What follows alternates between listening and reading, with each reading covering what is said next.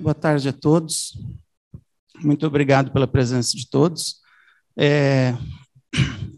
Hoje é um dia muito especial, porque é a primeira banca de defesa de tese pós-pandemia. Então, é a primeira banca presencial. Essa vai ser uma banca, na verdade, mista, né? Está sendo transmitida pelo YouTube também. E a doutora Carla Tanamati, que é suplente, está participando. Depois a gente vai abrir para os comentários dela. E essa é uma banca muito especial, uma banca de doutorado. Então, uma banca de doutorado ela é composta sempre por 5 pessoas, sendo um orientador, 2 membros da casa e 2 membros de fora da casa, convidados. E essa é uma banca que, na verdade, vai ter 4 membros fora da banca. Eu vou tomar a liberdade até de ler o currículo. Eu poderia fazer várias apresentações, mas como toda defesa de tese é algo muito formal, um rito, na verdade. Esse é um modelo trazido da Europa, né? Os americanos não têm esse tipo de defesa de tese.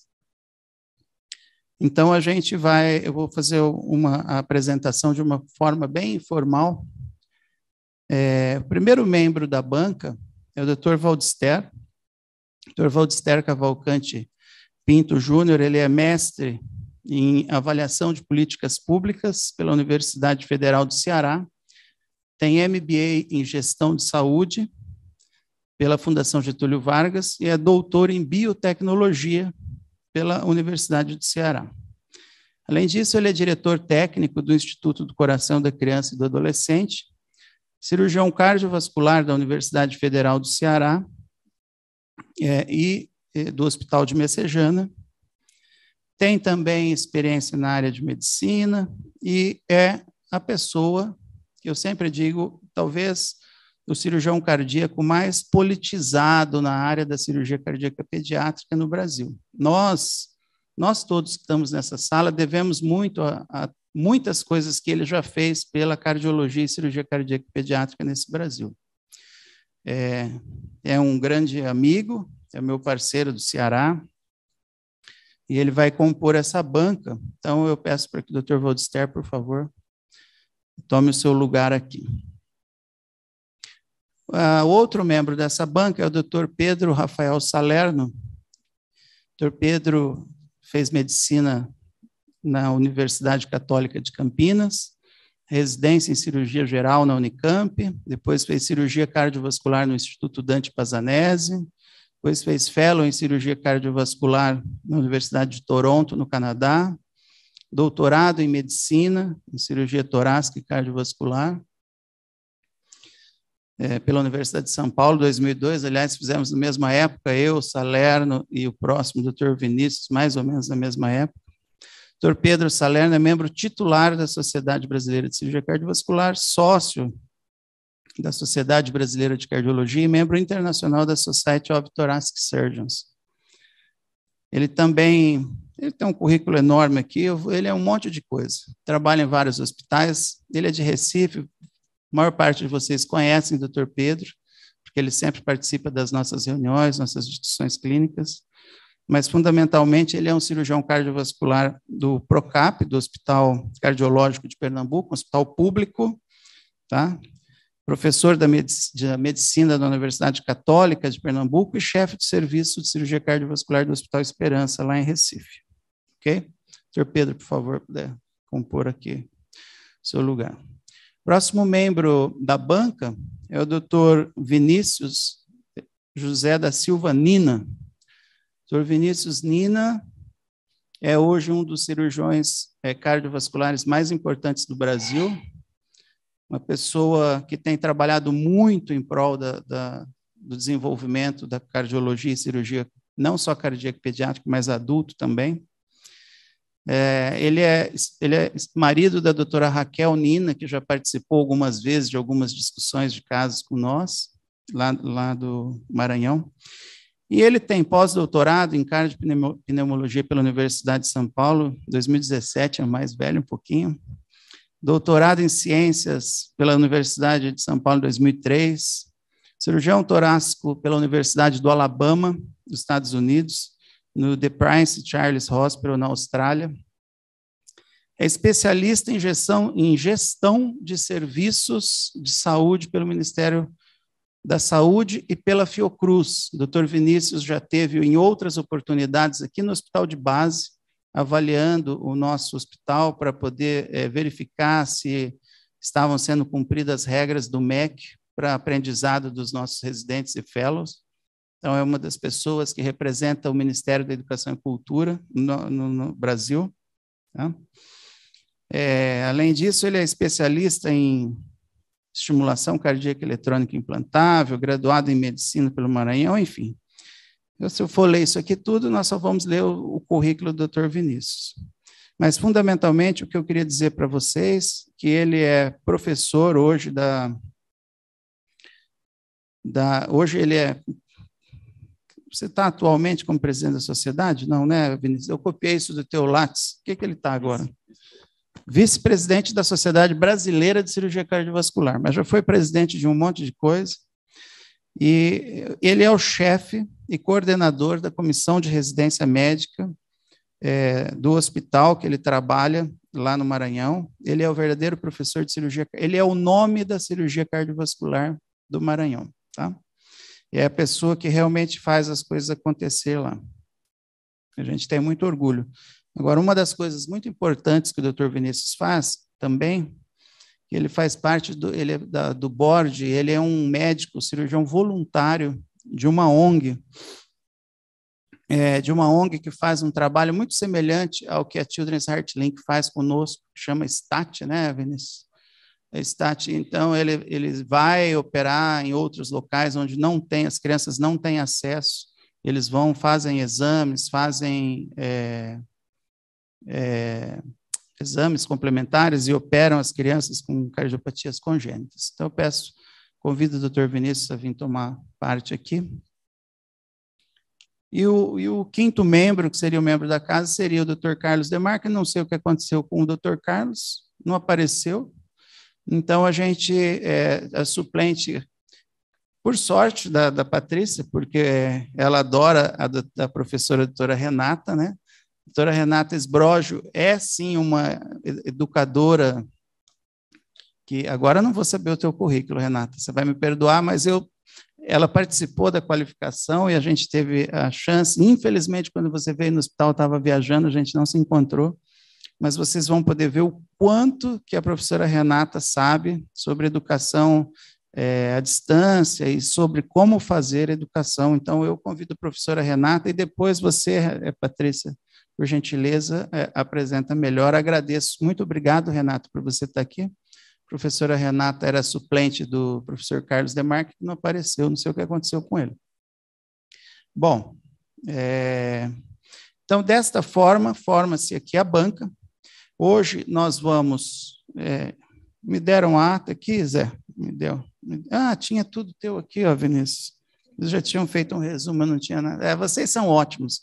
Eu não posso começar essa defesa de tese sem agradecer imensamente a pós-graduação da Faculdade de Medicina de Rio Preto. Entendam, eu sempre falo, nós trabalhamos na Funfarm, nós somos funcionários de uma empresa. Funfarm, nós aqui, Renato e tal, Fernando, nós somos funcionários, vocês que estão aí, a própria Patrícia, e existe uma faculdade de medicina que tem um contrato com esta empresa, com essa Funfarm, e todos os alunos dessa faculdade de medicina podem, então, utilizar a estrutura desse hospital. Essa é uma parceria muito importante, muito boa. Então, a gente aqui, hoje, tem que fazer um agradecimento profundo, não só a Funfarm por nos permitir tudo isso. Patrícia, está proibida de usar celular. Assim como tem que agradecer profundamente à comissão da pós-graduação. Seja o coordenador, ainda hoje de manhã eu perguntava para minha esposa, você conhece, amor, lá o professor que agora está de coordenador da pós? Eu acho que eu não sei nem quem é, mas eu sei quem faz as coisas acontecerem lá dentro. Eu vou nominar aqui o Luiz Henrique, o Zé Antônio, meu amor ali, que está ali, ó, minha querida, cuida do meu currículo. Cadê? Não, meu amor, minha esposa está ali, não, é que é o profissional, ela que cuida de tudo, né, Maíra? A professora Adília, que está aqui, ó, uma ferrenha lutadora, a professora Adília revisa todas as teses que vão para a pós-graduação, trabalha lá dentro. Ela é uma pessoa que ela tem curso de inglês profissional, ela está à nossa disposição para todos os trabalhos científicos que a gente precisa publicar para ela revisar, pôr em inglês. Então, inclusive, essas novas correlações que vocês estão fazendo, Bruna está de licença, a professora Dília que vai fazer com nós, vocês podem entrar em contato com ela. Ela é um amor e é assim que a gente vai construindo as coisas. Hoje a gente tem aqui uma defesa de uma tese, a nossa aluna é a Patrícia Cristina Silveira. A Patrícia veio fazer doutorado comigo, como orientadora, a pedido da professora Adília, né? Então, a Patrícia tinha feito o mestrado dela, e quem é a Patrícia? Eu pouco sei sobre a Patrícia, na verdade. O que eu sei sobre a Patrícia é que ela é uma pessoa muito trabalhadora, muito decente, tem a vida dela, ela tem o trabalho dela lá no Poder Judiciário, concursada, pública, e ela queria trabalhar com a gente porque ela tinha uma motivação, que ela pode até falar depois para nós. E assim ela veio com uma proposta da gente desenvolver uma educação à distância, muito, pelo que eu sei, estimulado pela professora Renata, né, que é o espelho dela. Então, assim ela veio e assim ela está aqui hoje, onde ela vai fazer a defesa pública desta tese que ela fez. E aqui eu falo já uma coisa importante, na nossa pós-graduação, o mestrado tem o intuito de fazer com que a pessoa aprenda a produzir um trabalho científico e a fazer uma boa aula, dar uma aula, uma boa apresentação. E o doutorado, a pessoa tem que, então, o que a gente espera é que ela tenha a capacidade desenvolvida após o doutorado de poder ser um pesquisador, poder produzir ciência. É isso que a gente espera com o doutorado. E, para isso, qualquer trabalho produzido precisa ser apenas um tijolo na pirâmide. Então, não adianta a gente querer construir uma pirâmide, tem que ser um tijolo.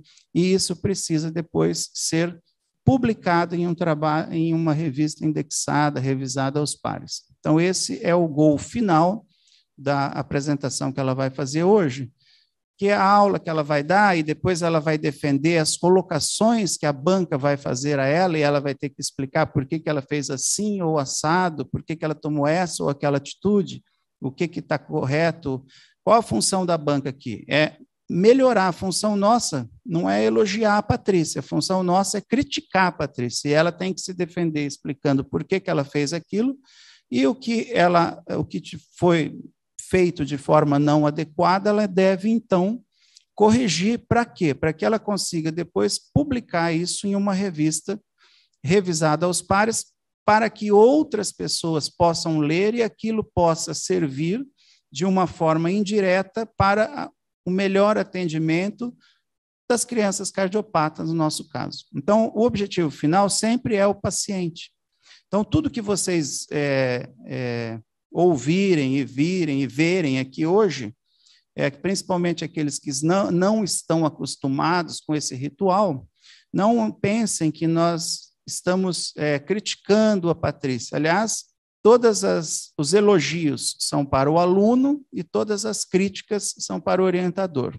É assim que é interpretado. De qualquer forma, tudo é feito em prol de melhorar o trabalho que ela já desenvolveu para que a gente possa compartilhar isso com outras pessoas da melhor forma possível, tá? Então, partindo desse princípio, a Patrícia, que realizou disciplinas que são obrigatórias para que ela obtenha o título de doutora em ciências da saúde, que é o que ela está se propondo, ela fez algumas disciplinas que são obrigatórias e outras que não, ela cumpriu isso aí, ela desenvolveu um trabalho e agora ela vai defender publicamente esse trabalho. Este é o objetivo. Ao Ao término de tudo isso, se ela atingir a nota adequada, mínima, que acho que é 7, né? Tá aqui, nós temos uma ata aqui depois, enfim, é aprovado ou reprovado, isso. Ela pode ser aprovada ou reprovada. Se ela for aprovada, ok. Se ela for reprovada, reprovada. Se for aprovada, aprovada. Então, hoje, o que vocês estão vendo aqui é apenas uma parte do que é necessário para se obter o título de doutor em Ciências da Saúde pela Faculdade de Medicina de São José do Rio Preto, no caso, tá? Então, a partir desse momento, a nossa candidata Patrícia vai ter de 40 a 50 minutos, até 50 minutos, para expor o tema dela. E eu convido, então, a banca para que, por favor, fiquem à vontade, vamos sentar todos lá, para que nós possamos, então, assistir a apresentação da candidata, para depois nós retornarmos aqui para fazermos a discussão. Ok? Muito obrigado.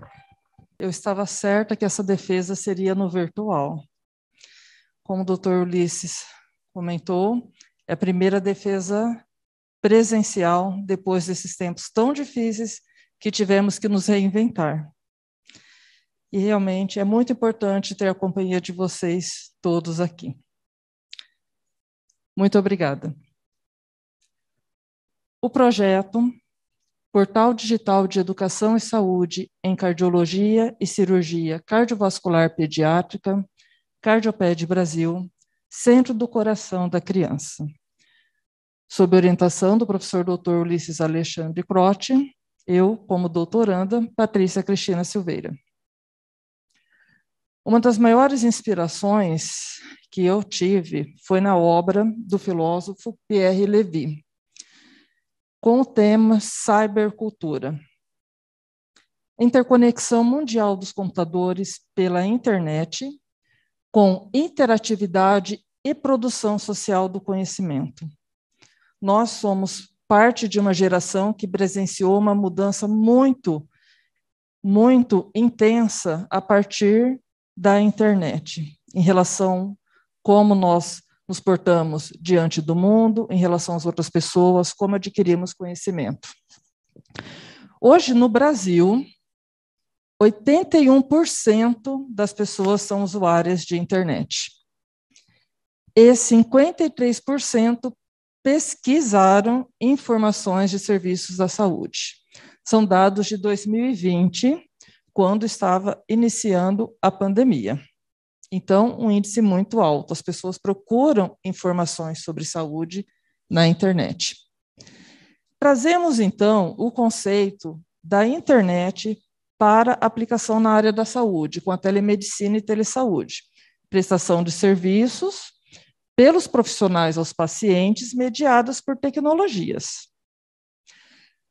A Organização Mundial de Saúde tem um guideline sobre isso, o contemporâneo, de 2020 a 2025. Então, eu recomendo essa leitura, é fantástica, com toda aquela visão sobre a área.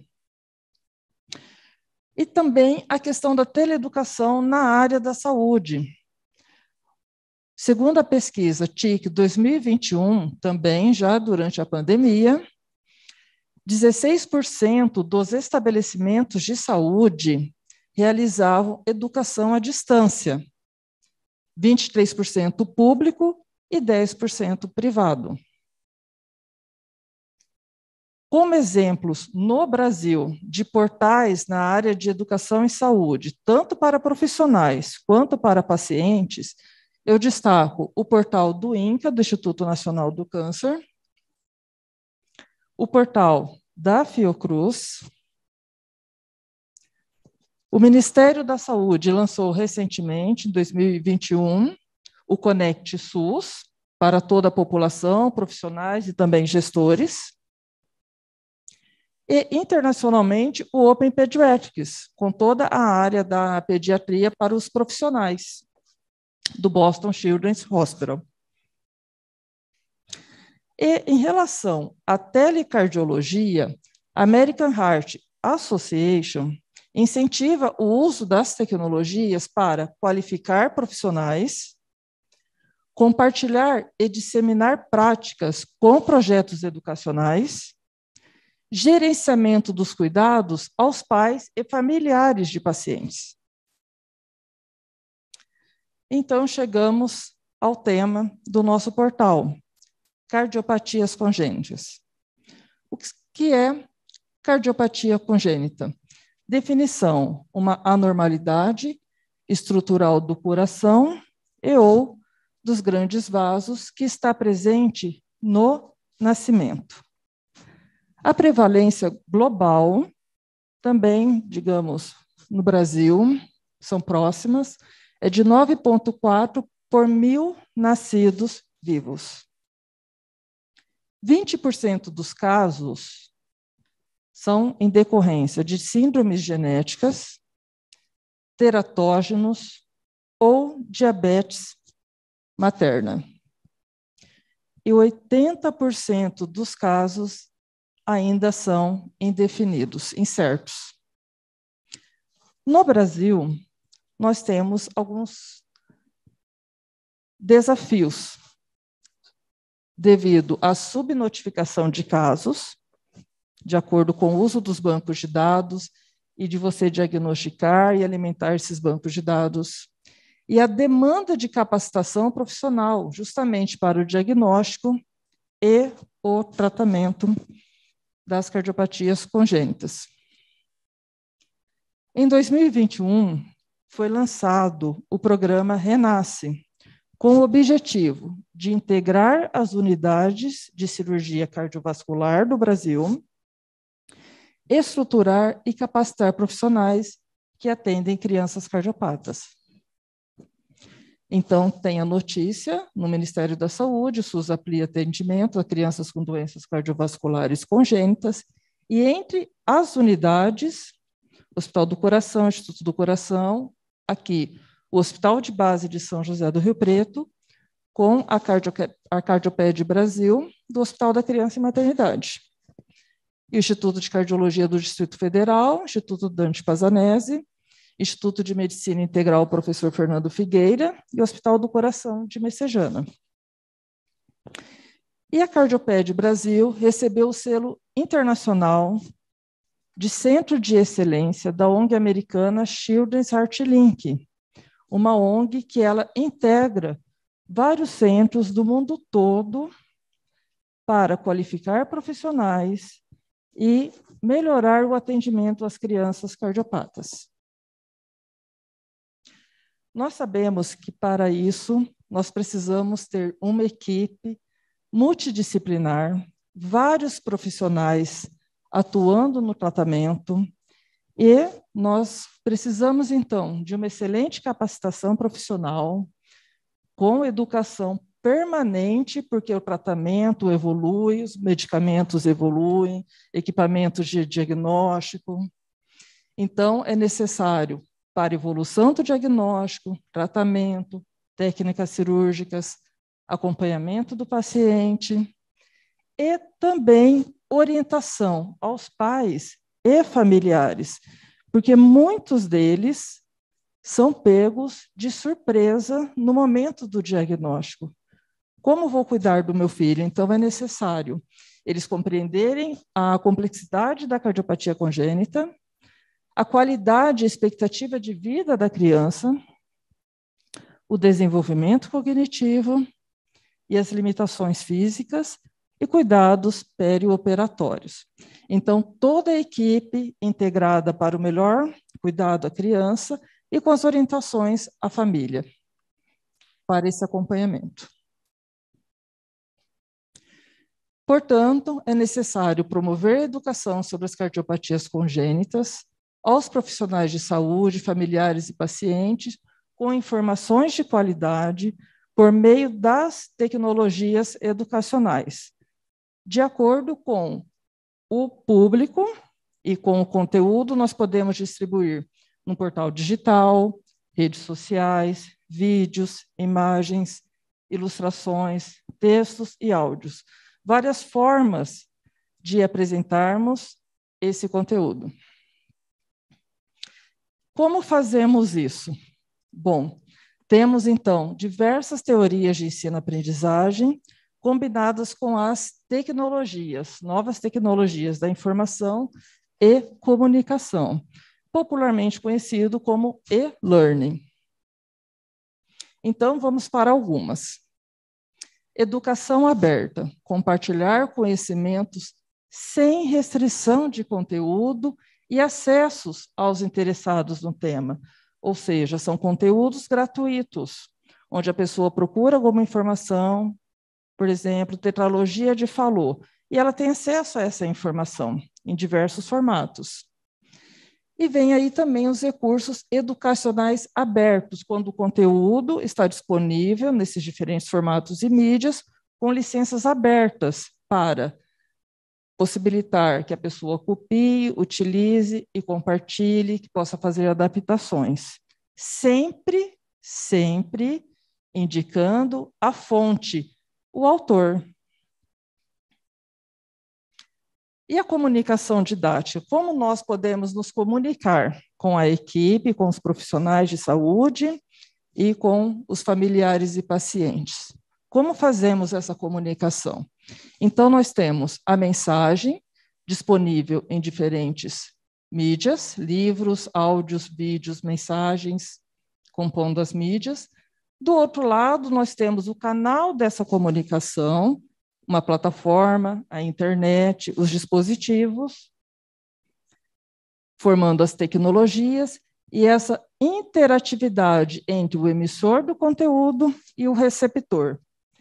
E o receptor, a partir daqui, ele também dá o feedback para o emissor. Gostei muito desse conteúdo e gostaria de saber mais sobre. Então, ocorre essa interatividade.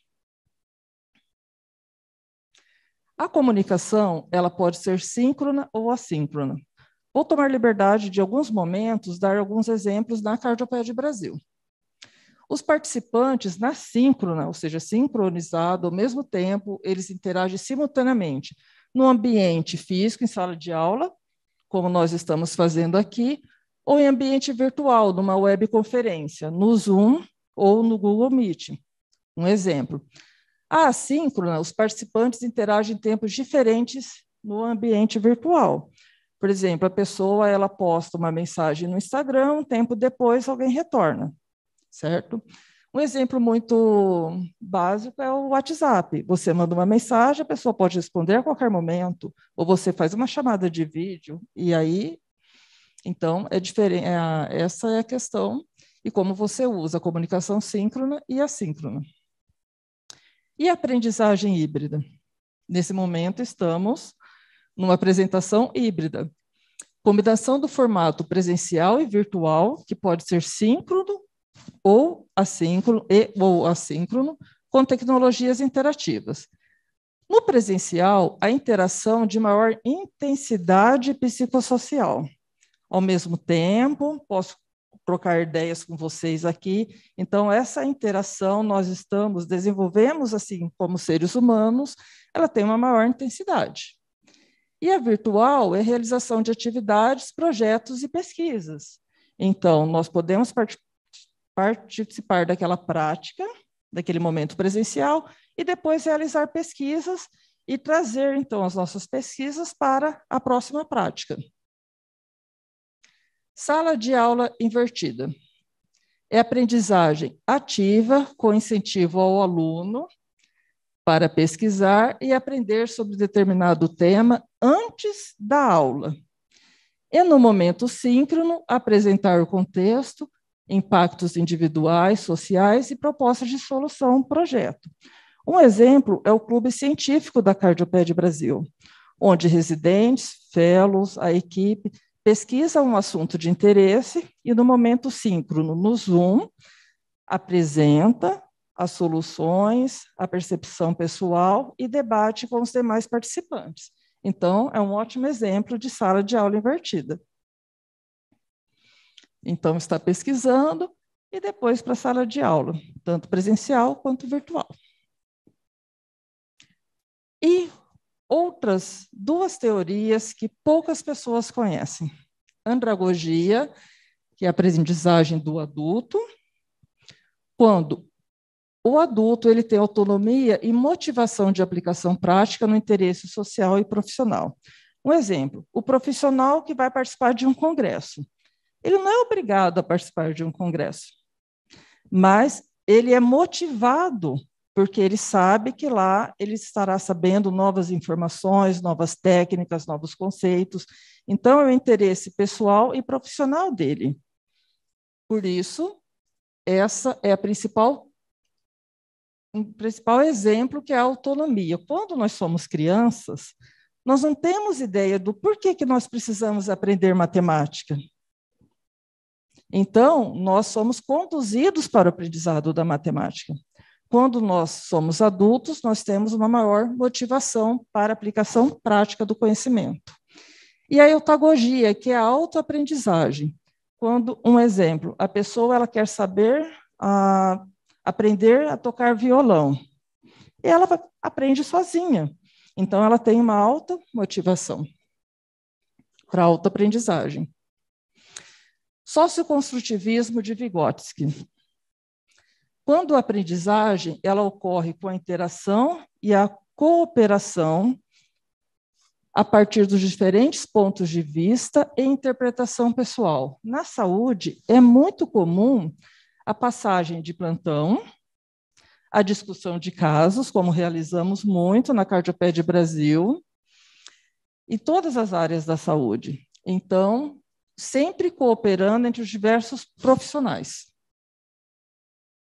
Aprendizagem significativa.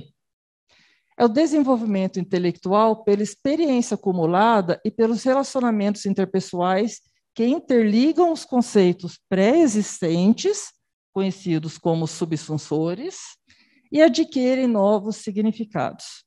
Aqui, nós podemos ter como exemplo um casal ao consultar um médico, e o médico passa orientações. E ele sabe que precisa utilizar uma linguagem adequada para a transmissão dessa mensagem. E o casal interessado, por exemplo, sobre o assunto gravidez, ele traz aquela motivação pessoal, e ele tem os conceitos pré-existentes. Muitos chegam com dúvida, como, por exemplo, quando é diagnosticado com cardiopatia congênita. E aí, doutor, como será a vida do meu filho?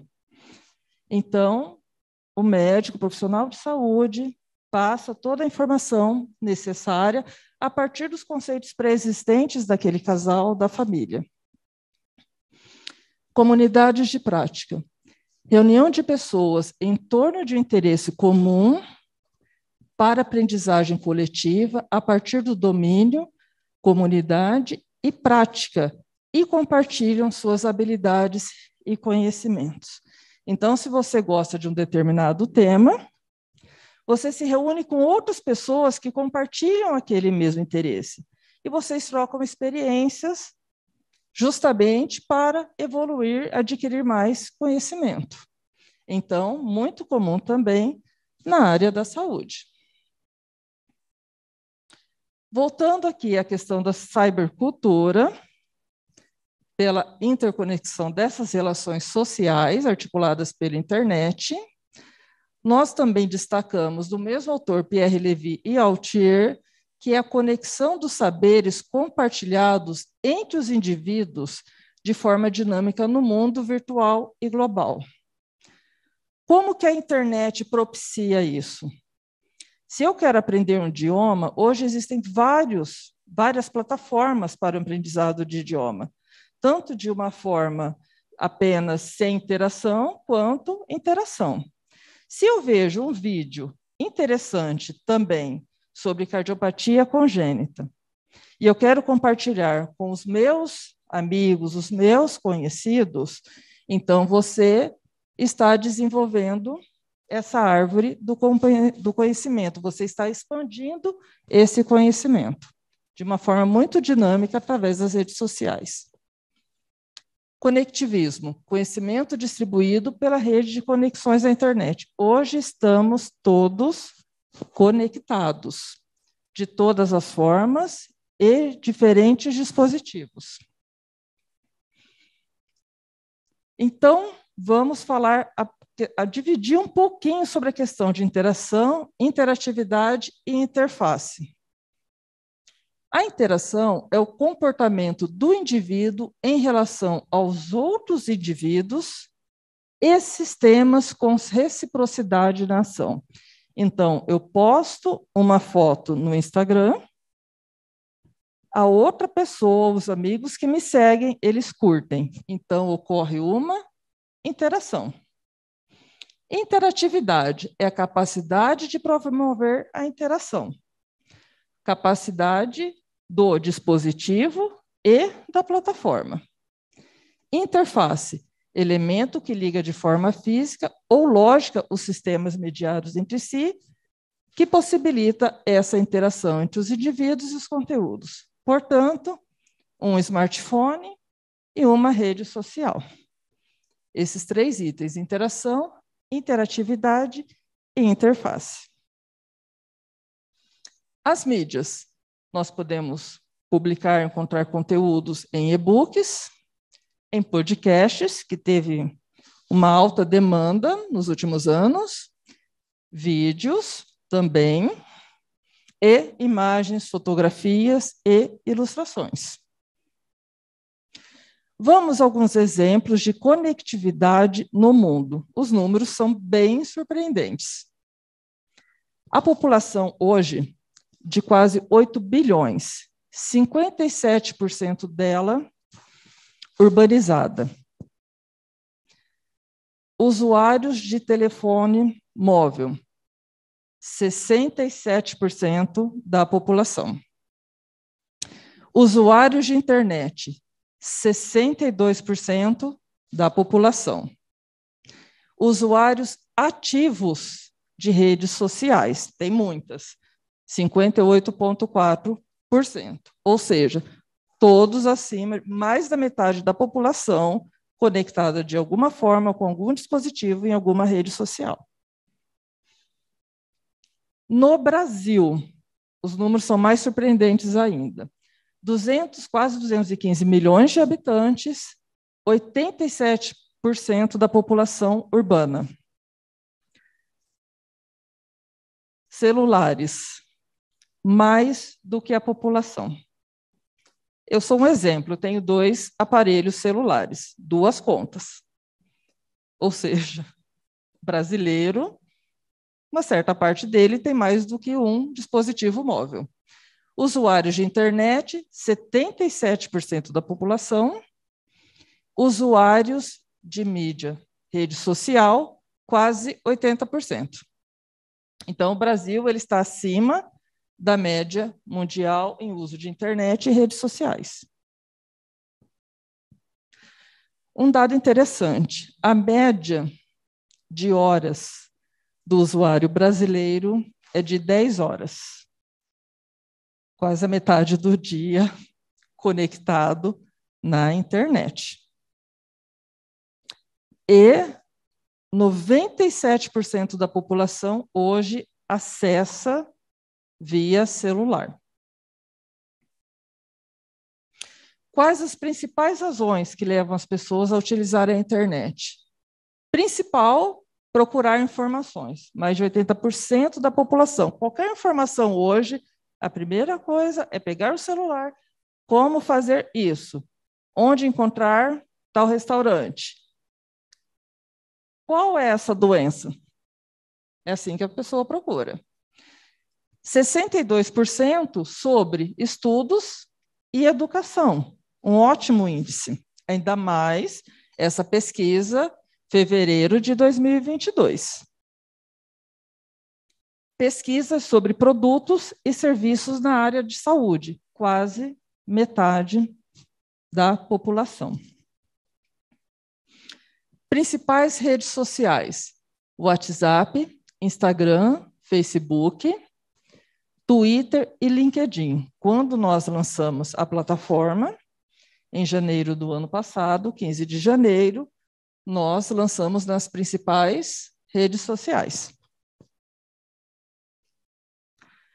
Quais os tipos de contas são seguidas? Bom, vamos destacar influenciadores e experts. Então, se você tem interesse em algum tema sobre saúde, você vai seguir um especialista na área.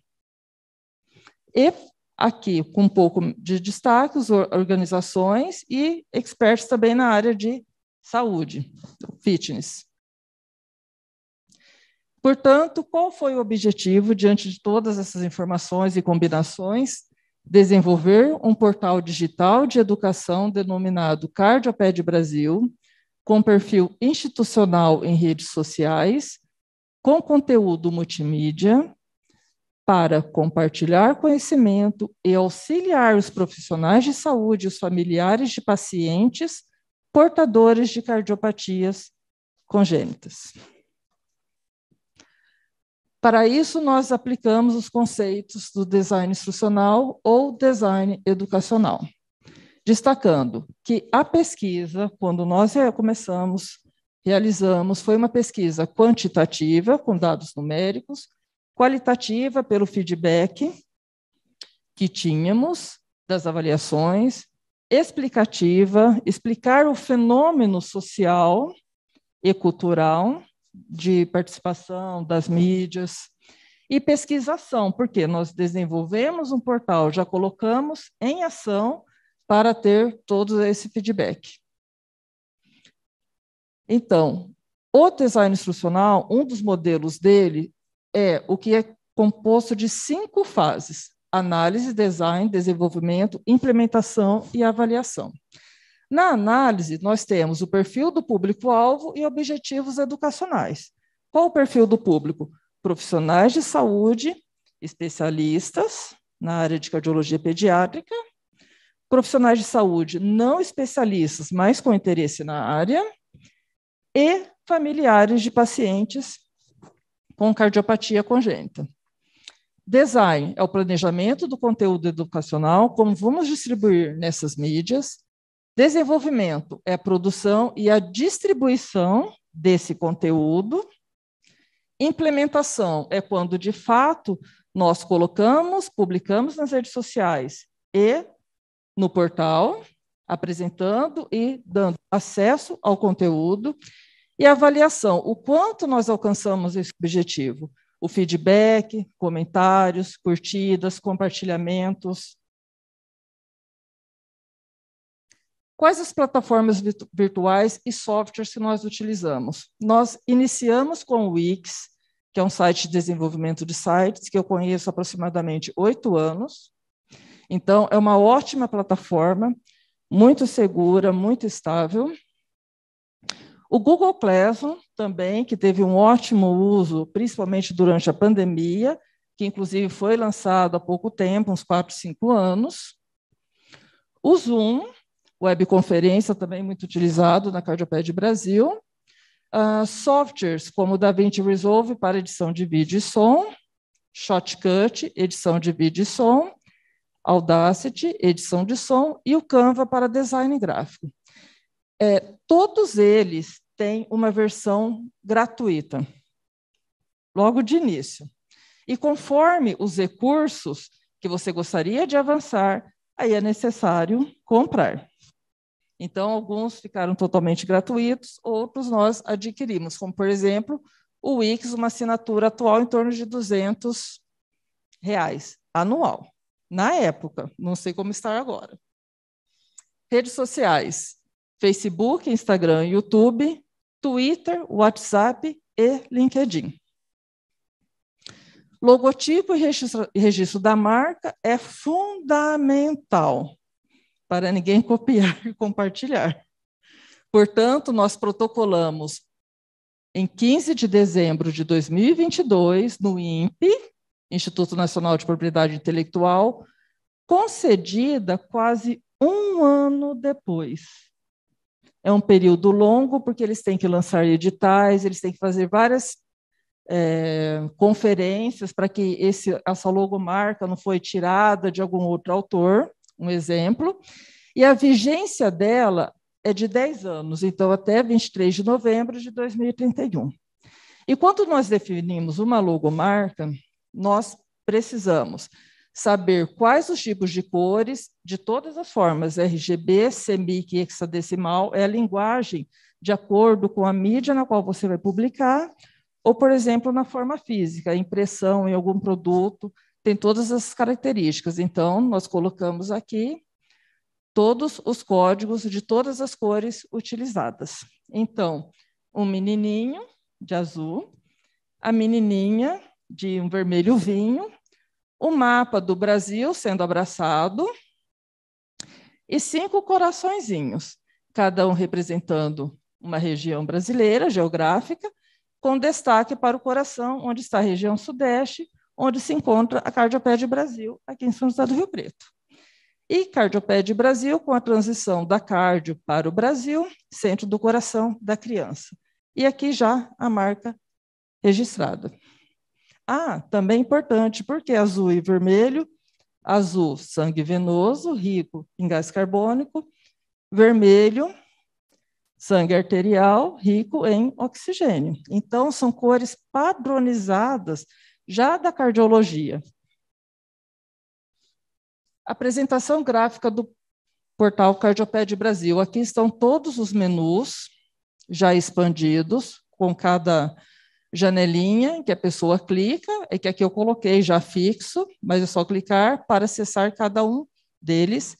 E como nós tivemos que migrar para um portal profissional adquirido pela Funfarm, eu criei, então, na tese vai estar disponível, a pessoa clica e ela consegue acessar o modelo inicial de cada um. Também, principalmente, os próximos dados mostrarão a interface em relação à versão móvel. Então, a página inicial, clicou aqui, um menu expandido, sempre colocando as cores ou degradês das cores da Cardiopédia Brasil. Visão geral do tráfego. Esse portal ele ficou disponível até de 15 de janeiro, quando foi o lançamento, até 31 de julho de 2021.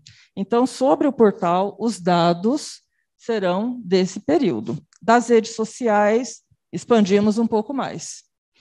Sessões do site. Quantas vezes ele foi acessado nesse período de quase 6 meses? Mais de 2.000 vezes. Esse aumento aqui é porque eu conta desde o 1, 2, quando foi lançado, ok?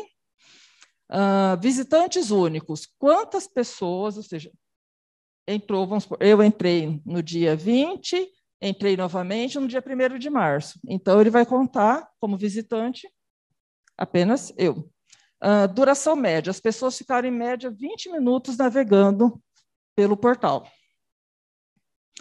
Dados quantitativos. Isso é muito interessante para a área do marketing digital e do alcance do portal.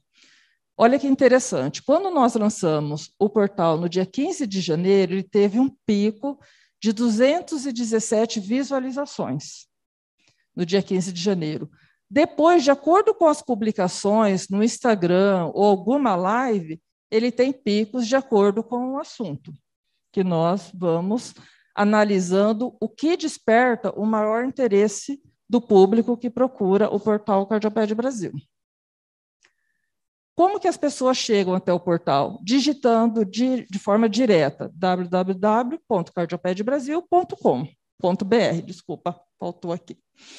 Direto. E o Google, www.google.com.br, ou seja, ou digita no Google ou direto. Mas também pela rede social, Instagram, Diário da Região, por exemplo, quando sai alguma notícia, a pessoa vê a notícia, clica lá, tem o link disponível que remete para o portal. E também nas outras redes sociais. Quais são as principais páginas vistas pelo usuário? É a homepage. Em segundo lugar, nossa equipe. O que isso significa? Eles querem saber quem são os especialistas que estão dando aquelas informações. Ainda mais no mundo hoje de tantas fake news, o quanto essas pessoas dominam esse conteúdo. Então, é o interesse. Toda a nossa equipe, quando você clica na foto, remete para o currículo Lattes do integrante da equipe. Depois, o clube científico, ou seja, o interesse pela educação. Também o link de educação em relação à formação oferecida na área pela Cardioped Brasil. E também famílias, assuntos de interesse familiares, como histórias de coração, que nós temos disponível na plataforma. Dispositivo utilizado. Isso é muito importante quando nós produzimos conteúdo, nós precisamos verificar esse conteúdo é adequado para qual dispositivo. Disparado o celular. As pessoas passam, em média, uns 30 minutos navegando pelo portal Cardioped Brasil no celular. Depois o tablet e, por último, o desktop, ou notebook, que quase no Brasil hoje não é utilizado. Outro dado muito interessante, qual o alcance global do portal Cardioped Brasil nesse período de quase 6 meses? Aqui no Brasil, a principal área, São José do Rio Preto, São Paulo, Fernandópolis, cidade aqui da região. Mostra, então, as cidades onde os usuários acessam e também de outros países, Estados Unidos, Líbia, na Europa, no Japão. É muito interessante. Aqui, você clicando, navega, dá todos os números absolutos, o quanto ele alcança. Sobre, então, a interface do Facebook, colocamos o logotipo na horizontal, e aqui do Instagram, que são as redes sociais mais utilizadas, mais seguidas. O Facebook, por ser uma rede consolidada há muito mais tempo, mais utilizada, chega ao alcance de 8.500.000 contas. O que significa? Eu sigo a Cardioped Brasil, certo?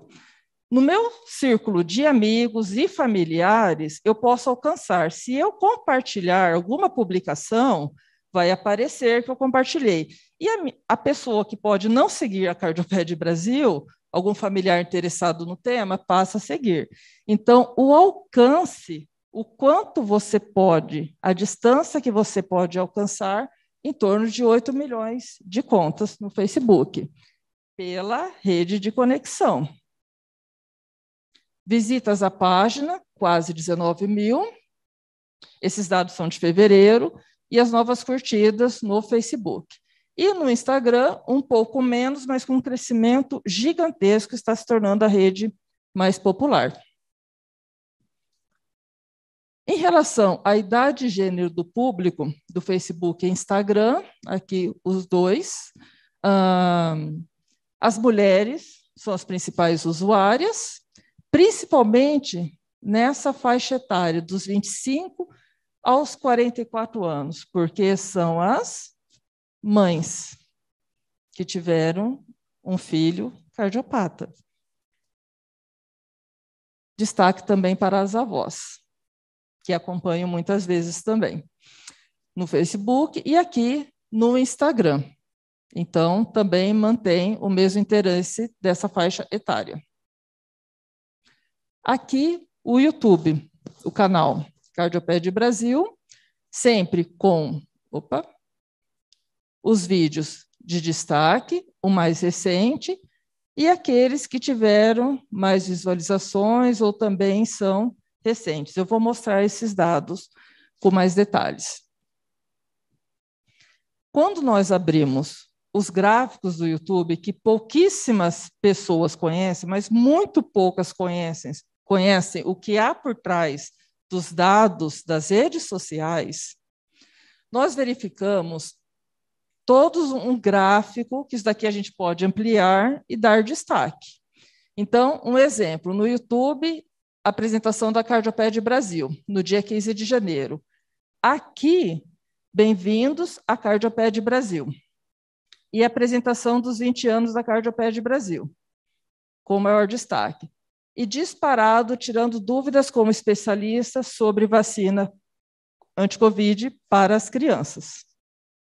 Foi até agora o vídeo mais visto, o mais recente. Por quê? Porque você vai adquirindo mais seguidores, mais inscritos, então aumenta muito mais essa quantidade. Então, por isso que ele está aqui em destaque, tanto seguido por profissionais quanto também os familiares. Em relação ao gênero, novamente, mais gênero feminino, as mães seguem mais. E dispositivo, mais utilizado o dispositivo móvel, com quase 75% das visualizações. Portanto, Cardioped Brasil, Centro do Coração da Criança, traz informações relevantes sobre cardiopatias congênitas por multimídias e redes sociais para público, profissionais e familiares de diferentes perfis. Análise do interesse pelos temas de cardiologia pediátrica. É muito comum o feedback durante as lives de perguntas que, quando não conseguimos responder de forma síncrona, nós respondemos, então, depois de forma assíncrona, publicando conteúdo complementar sobre a dúvida que surgiu durante a live. E apresenta também, pela expansão dos países que acompanham, a possibilidade do conteúdo ser traduzido para o inglês e para o espanhol. E as tecnologias da informação e comunicação possibilitam a integração entre os familiares, profissionais da saúde e profissionais especializados em cardiologia e cirurgia cardiovascular. Por fim, concluindo, o Portal Digital de Educação e Saúde Cardioped Brasil e suas redes sociais possibilitam o compartilhamento de conhecimento e conteúdo educacional multimídia, alavancando positivamente a comunicação e a interação com linguagem adequada aos profissionais de saúde e familiares de crianças com cardiopatias congênitas. Aqui estão as referências bibliográficas da apresentação.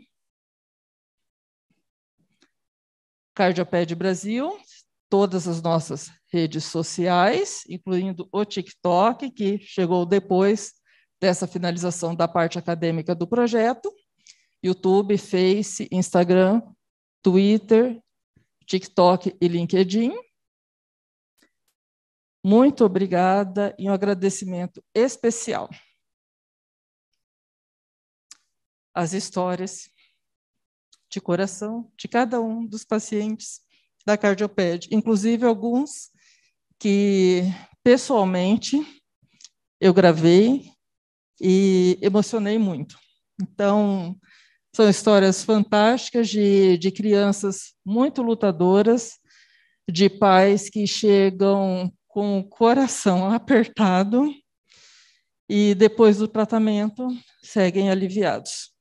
Então, muito obrigada a todas as crianças, aos familiares e aos profissionais da Cardioped Brasil. Bom, então, ata da comissão examinadora da defesa de tese de doutorado da candidata Patrícia Cristina Silveira, na Faculdade de Medicina de São José do Rio Preto. Então, ao 8º dia do mês de abril de 2022, às 14 horas, no Anfiteatro Fleury da Faculdade de Medicina de São José do Rio Preto, FAMERP, sob presidência do professor Dr. Ulisses Alexandre Crotti, reuniu-se a comissão examinadora da defesa da aluna Patrícia Cristina Silveira, do Programa de Pós-Graduação em Ciências da Saúde, eixo temático Medicina e Ciências Correlatas, visando a obtenção do título de doutor, constituída pelos seguintes membros: os professores doutores Ulisses Alexandre Crotti, como presidente, Vinícius José da Silva Nina, Pedro Rafael Salerno, Valdester Cavalcante Pinto Júnior e Renata de Oliveira Esbrógio. Iniciando os trabalhos, a presidência deu conhecimento aos membros da comissão examinadora e a candidata às normas que regem a defesa de doutorado, e definiu-se a ordem a ser seguida pelos examinadores para a arguição. A seguir, a candidata passou a defesa de sua tese de doutorado intitulada Portal Digital de Educação e Saúde em Cardiologia e Cirurgia Cardiovascular Pediátrica, Cardioped Brasil, Centro do Coração da Criança. De acordo com as normas, inicialmente foi feita a apresentação oral do trabalho, seguiu-se a arguição, encerrada a defesa, procedeu-se ao julgamento, cujo resultado foi o seguinte: professor Dr. Ulisses Alexandre Crotti, conceito aprovada. Professor Dr. Vinícius José da Silva Nina, conceito aprovada. Professor Dr. Pedro Rafael Salerno, conceito aprovada. Professor Dr. Valdister Cavalcante Pinto Júnior, conceito aprovada. E professora doutora Renata de Oliveira Esbrojo, conceito aprovada. Então, à vista dos conceitos obtidos pela candidata e nos termos da norma geral da pós-graduação da FAMERP, a candidata foi aprovada. Uma salva de palmas para a candidata. Então, nada mais havendo, foi lavrada a ata, que foi assinada pela comissão examinadora e será encaminhada para a pós-graduação. E a candidata agora tem o compromisso de, em 30 dias, fazer as correções que foram sugeridas pela banca, apresentar à Faculdade de Medicina e à banca, novamente, para que sejam emitidos os pareceres, e então emitido o certificado final dela de doutora em Ciências da Saúde pela Faculdade de Medicina de São José do Rio Preto. Parabéns, Patrícia, Deus te abençoe e te mantenha sempre uma mente iluminada. Uma salva de palmas novamente para a Patrícia. Obrigado. Desta forma, damos por encerrada a sessão. Muito obrigado a todos.